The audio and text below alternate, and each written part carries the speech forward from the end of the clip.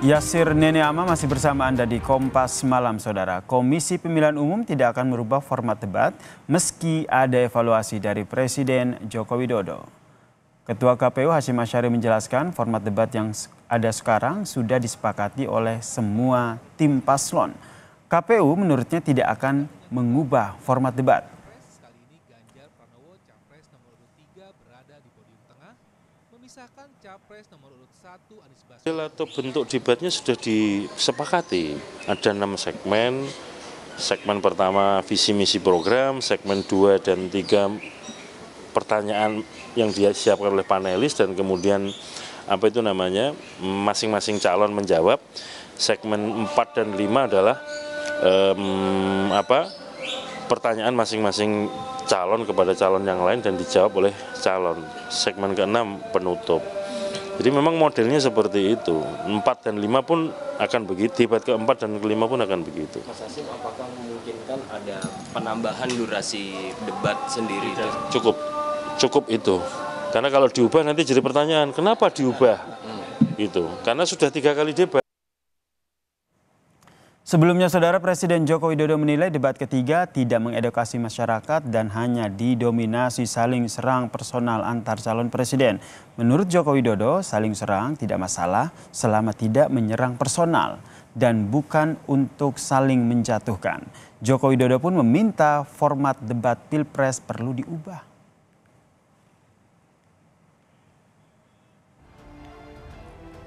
Saya melihat substansi dari visinya malah tidak kelihatan. Yang kelihatan justru saling menyerang, yang sebetulnya nggak apa-apa, asal kebijakan.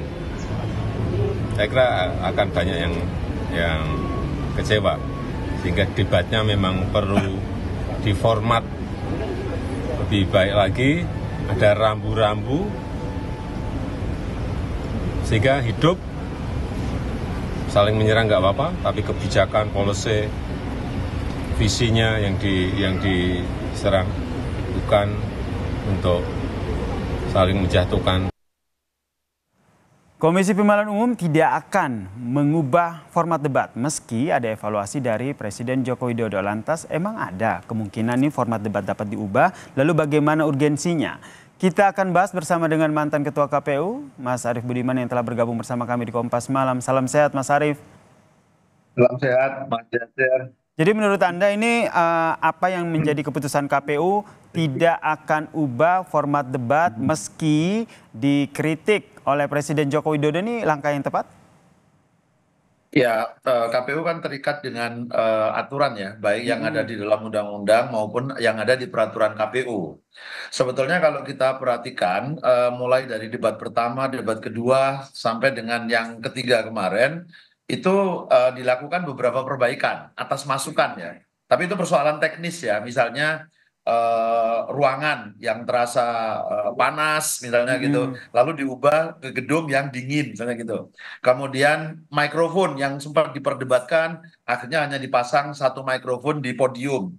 Kemudian di podium misalnya yang kemarin sempat dipersilahkan gitu ya, ada yang jalan-jalan di luar podium, kemarin disepakati semua ada di podium. Jadi sebetulnya perbaikan secara teknis itu memang sudah dilakukan oleh KPU. Nah, bagaimana dengan substansinya misalnya? KPU memang dia terikat betul karena undang-undang itu mengatur dengan rigid ya apa dan bagaimana di dalam debat, termasuk ketika PKPU harus mengatur itu juga dituliskan semua gitu loh. Nah, saya ingin memberi catatan juga atas yang dilaksanakan di debat yang terakhir kemarin ya, yang ketiga ya. Misalnya di media sosial kemudian beredar dalam tanda kutip lah gaduh dan komentar dari penonton misalnya. Mungkin karena kemarin tempatnya besar, saya tidak tahu juga kuota undangan itu kemudian ditambah atau tidak gitu ya. Tapi kan sempat kita ikuti, bahkan ada tim yang kemudian mendekati apa Moderator. namanya moderator misalnya memberikan masukan dan itu kemudian juga dikomentari banyak pihak. Mhm. Jadi itu perlu juga menjadi catatan di debat yang keempat dan kelima nanti ya. Apakah perlu ada perbaikan tentang jumlah dan tata cara tentang Mhm. penyampaian penyampaian komplain kalau ada keberatan-keberatan itu. Oke, tapi kalau Nah, soal substansi, karena ini selalu nah, menjadi ya, catatan begitu ya Mas Arief, debat pertama, debat kedua, dan debat ketiga, substansi itu kurang keluar begitu. Saling serang substansi, ya, visi misi itu kurang keluar begitu, hingga akhirnya Presiden ya, Joko Widodo berkomentar. Menurut Anda oke. gimana nih?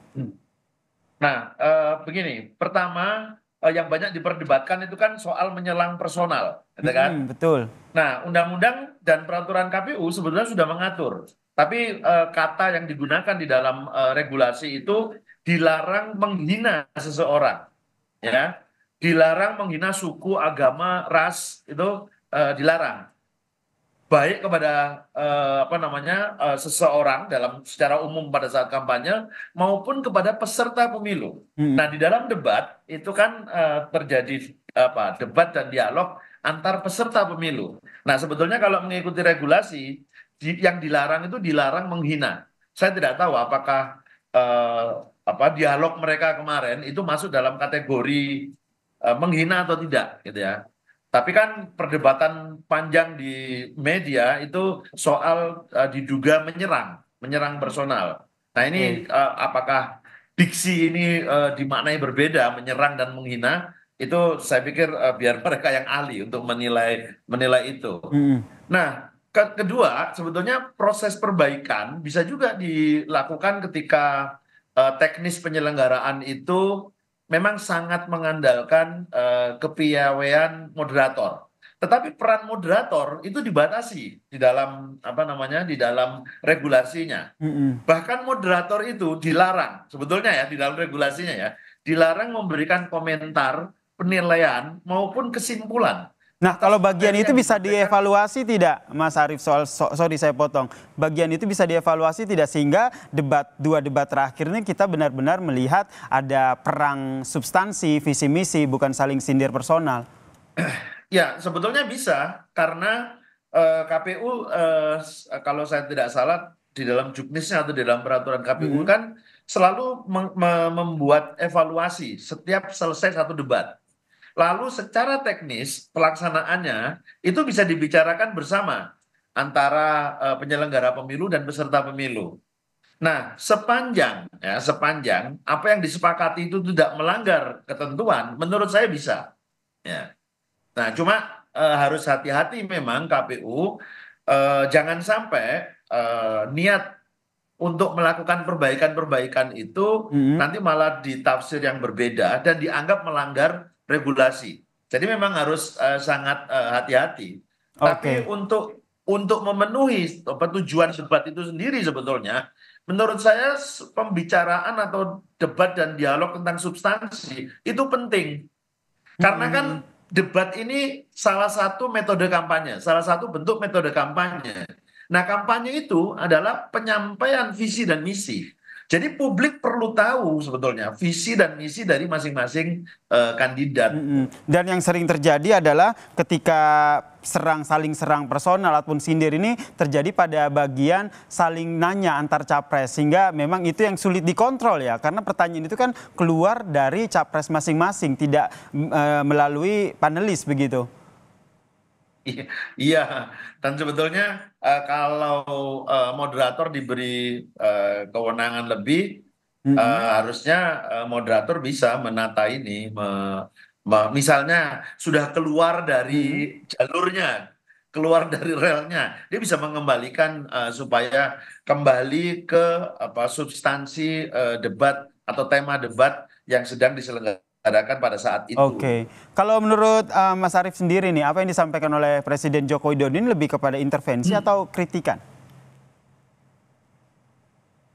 Em, saya nggak tahu ya itu tapi menurut saya siapapun Mm-mm. bisa memberikan pandangan pendapatnya tentang pelaksanaan debat ya. Oke. Nah, menurut saya KPU harus terbuka untuk bisa menerima masukan dari banyak pihak.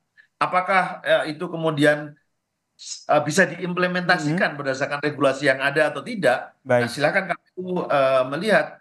Tapi yang paling penting adalah jangan sampai kita kehilangan makna tujuan dari debat itu sendiri, yaitu Oke. penyampaian misi, substansi visi misi kepada publik. Oke, masih ada 2 debat lagi. Menurut Mas Arief saja, terakhir dan singkat saja, apa yang perlu dilakukan oleh KPU sehingga publik puas dengan 2 debat terakhir? Penyampaian visi misinya juga ada, substansinya juga dapat. Ya, pertama peserta pemilu, masing-masing pasangan capres dan cawapres ini harus diberikan suasana yang nyaman ya, sehingga mereka bisa menyampaikan visi misinya secara lebih tenang, lebih baik, lebih jelas gitu ya.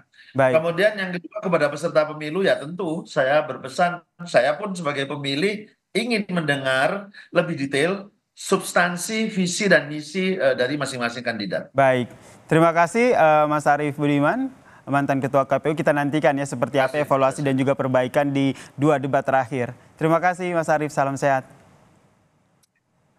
Dan